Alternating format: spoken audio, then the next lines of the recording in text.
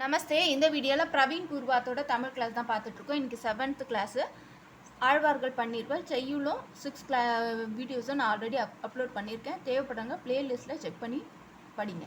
வைணவ ஆழ்வார்கள் பன்னிருவர். இவர்களே திவ்ய பிரபந்தம் இயற்றினர். பொய்கை ஆழ்வார் மொத்தமாக இவங்க 12 பேர். இவர் காஞ்சி பெற்றாமரை குலத்தில் பிறந்தார். எனவே இவரை பொய்கையார் என அழைத்தனர். இவரது பாடல்கள் முதல் திருவந்தாதி எனப்படும்.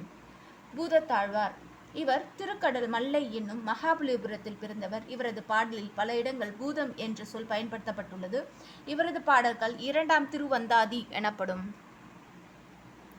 பேயாழ்வார் இவர் மயிலாப்பூரில் வாழ்ந்தவர். இவர் பேய் பிடித்தவர் போல் ஆடிப்பாடி இறைவனை போற்றி பாடியதால் இவர் பெயர் பெற்றார். இவரது பாடல்கள் 3ஆம் திருவந்தாதியாகும். திருமழிசை ஆழ்வார் பூந்தருவள்ளி அருகே உள்ள திருமழிசை என்னும் ஊரில் பிறந்தார். சைவ சமயத்து திருமூலரை போன்றே வைணவத்திற்கும் திருமழிசை ஆழ்வார். சைவத்திற்கு எப்படி திருமூலர் போல வைணவத்துக்கு திருமழிசை ஆழ்வார்னு சொல்றாங்க. நம்மாழ்வார் இவரே ஆழ்வார்கள் தலை சிறந்தவர். திருவாய்மொழி இவர் பாடிய நூலாகும். இவர் எல்லா நாட்டினருக்கும் இனத்தவருக்கும் உரியவராக கருதப்படுகிறது. இவரை சடகோபர் என்று கூறுவர். மதுர கவியாழ்வார் திருக்கோவிலூரில் பிறந்தவர். இனிமையான பாடல்கள் பாடியது இவரை மதுரை கவியார் என அழைக்கிறார்கள். இவர் நம்மாழ்வாரின் சீடர். யார் நம்மாழ்வாருக்கு அவருடைய சீடர் ஸ்டூடெண்ட். குலசேகர ஆழ்வார் இவர் சேர நாட்டை சேர்ந்தவர். திருமாலின் கௌத்துவமணியின் அம்சமாக தோன்றியவர். இவர் பெருமாள் திருமொழி இவரால் பாடப்பெற்றது. இவர் சிறந்த பக்தராவார். பெரியாழ்வார் இவர் ஸ்ரீவில்லிபுத்தூரில் பிறந்தார். திருமாலுக்கு இவர் பல்லாண்டு பாடியவர். இவர் வீட்டு சித்தன் பட்டபிரான் என்றும் அழைக்கப்படுகிறார். இவரது மகளே ஆண்டாள். இவரது கண்ணன் குழந்தையை கண்டு மகிழ்ந்தவர்.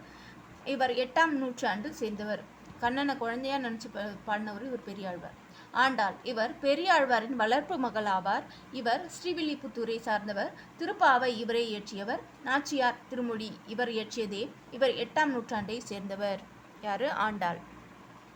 தொண்டரடி பொடியாழ்வார் இவரது இயற்பெயர் விப்ர நாராயணன். திருமண்டங்குடியை சார்ந்தவர். திருமாலை திருப்பள்ளியொழ்ச்சி ஆகியவை இவர் பாடியவை ஆகும். இவர் திருவரங்கத்தில் நந்தவனம் அமைத்து திருமாலுக்கு மாலை சாற்றியவர்.